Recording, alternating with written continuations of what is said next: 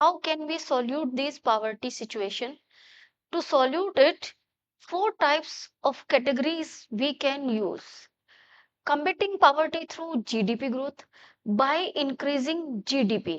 GDP की growth को increase करके हम पावर्टी को कम कर सकते हैं, रिड्यूस कर सकते हैं.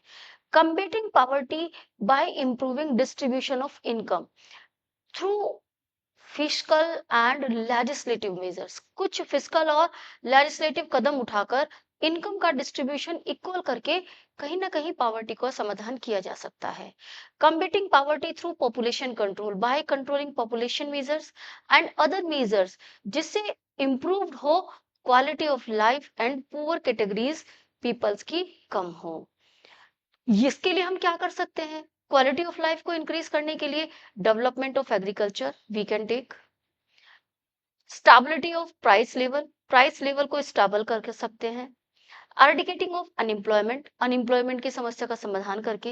एंड लेबर इंटेंसिव टेक्निक और प्रोडक्शन को यूज करके.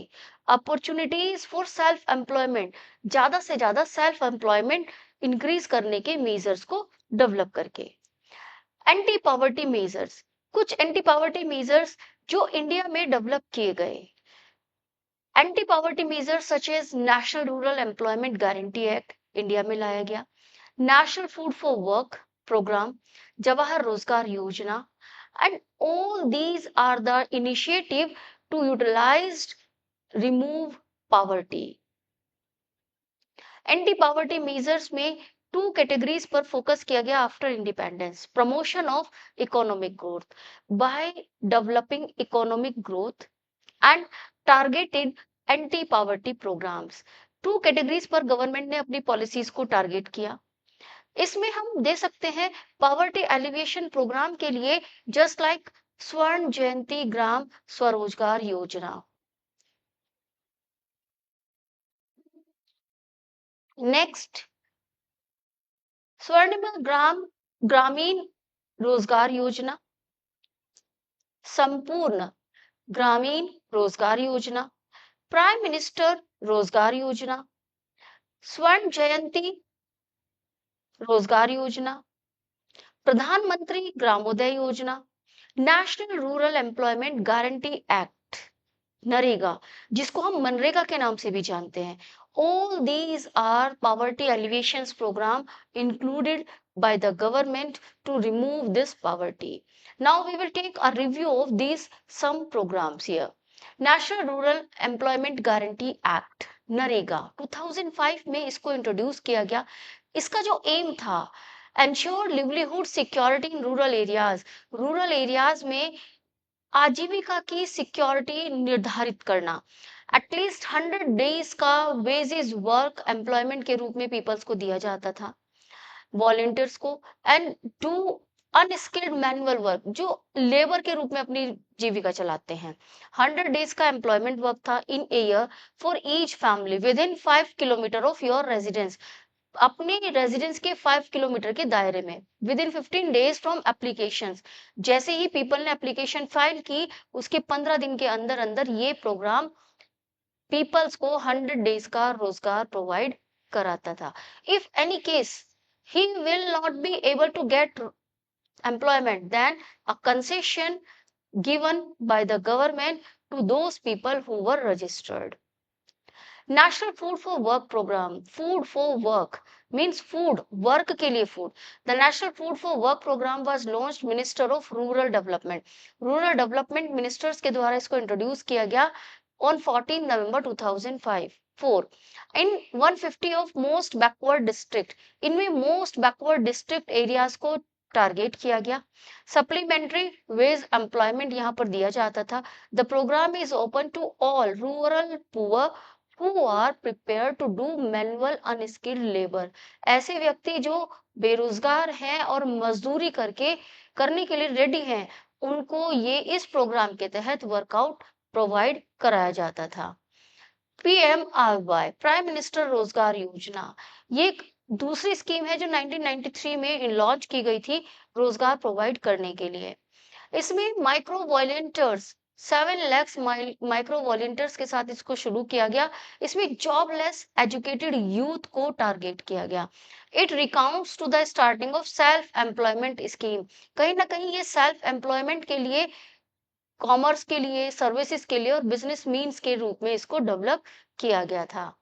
Next, rural employment generation programme to generate employment in rural areas में एम्प्लॉयमेंट जनरेट करने के लिए 1995 में इसको इंट्रोड्यूस किया गया इंडिया में। And to achieve the goals of rural industrialisation, कहीं ना कहीं रूरल इंडस्ट्रियलाइजेशन भी इंक्रीज करना इसका टारगेट था। To facilitate participation of financial institution for higher credit flow और to rural industries, rural areas में ज्यादा से ज्यादा इंडस्ट्रियलाइजेशन हो, इसके लिए हायर क्रेडिट का फ्लो इंस्टीट्यूशंस के द्वारा, फाइनेंशियल इंस्टीट्यूशंस के द्वारा इस योजना के तहत किया गया, जिससे उन एरियाज में नई नई इंडस्ट्रीज डेवलप हो और पीपल्स को रोजगार मिल सके। स्वर्ण जयंती ग्राम स्वरोजगार योजना लॉन्च्ड इन 1999। 1999 में इसको शुरू किया गया। कहीं ना कहीं सेल्फ हेल्प ग्रुप्स के द्वारा ये स्टैब्लिशमेंट किया गया। एनजीओ, सेल्फ हेल्प ग्रुप्स आगे आए, बैंक, फाइनेंशियल इंस्टीट्यूशन के द्वारा फंड्स प्रोवाइड किया गया और जो पीपल जिस कार्य में कुशल है वो उससे रिलेटेड लोन लेकर अपना सेल्फ बिजनेस शुरू कर सकता है और इस तरह से उनको रोजगार के अवसर मिल सकते हैं। प्रधानमंत्री ग्रामोदय योजना, प्रधानमंत्री ग्रामोदय योजना को 2000 में शुरू किया गया था, लॉन्च किया गया था। इसका जो मेन टारगेट था, इस all state and union territories में इसको यूज किया, यूटिलाइज किया गया। Sustainable human development main objective था इस योजना का एंड 5 कंपोनेंट्स इसमें यूटिलाइज किए गए। Primary health, primary education, rural shelter, rural drinking water and nutrition. All 5 aspected areas were included in this program.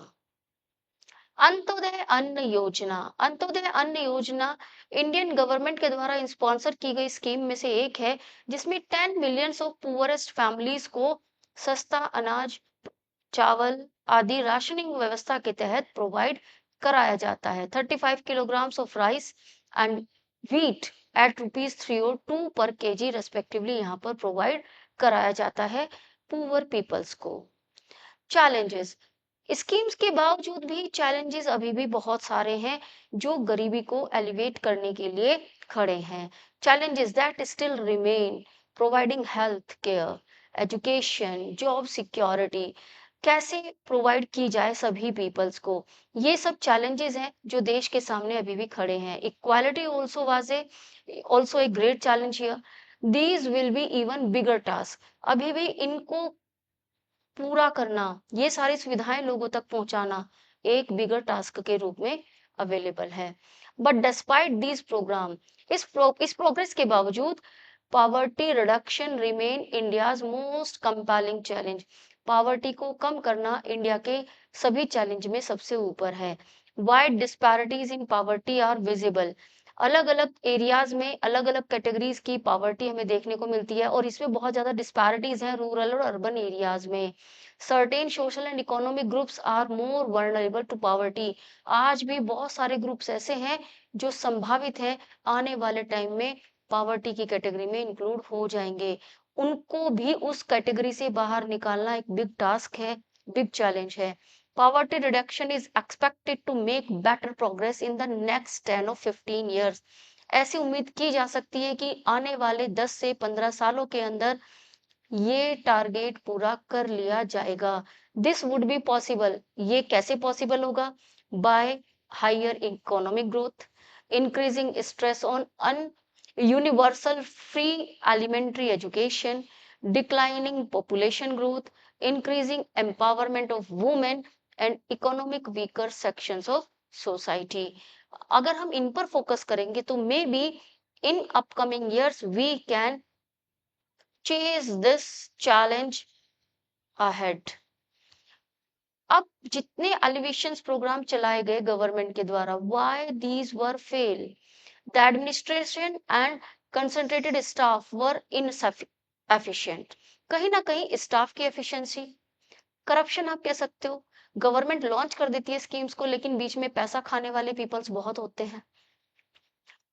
In charge of the programs favored the educated, mainly जो in charge थे इस programme को run करने वाले, वो उन्होंने favour किया educated, rich और रिसोर्सफुल पर्सन्स को against the poor, remote areas and poor household located in the interior of the village were neglected। जो दूर दराज के इलाके थे, दूर दराज के गांव थे, उनको कहीं ना कहीं नेग्लेक्ट कर दिया गया। Definition of poor was not clear to many, बहुत सारे लोगों के लिए डेफिनेशन ही क्लियर नहीं है। As a result many non poor take the advantage of this programme, जो गरीब भी नहीं है वो भी इन प्रोग्राम्स का फायदा उठा रहे हैं। These programs were largely government sponsored programs and lacked participations of the people। कहीं ना कहीं पीपल्स का पार्टिसिपेशन भी बहुत कम हुआ है इन प्रोग्राम्स के दौरान, यही कारण है कि ये पूरी तरह से सक्सीड नहीं हो पाए हैं। With this slide, this chapter is completed here. Maybe you can clarify your doubts with the help of this video. So listen these videos very carefully and then solve out the worksheet given to you. Till then, thank you.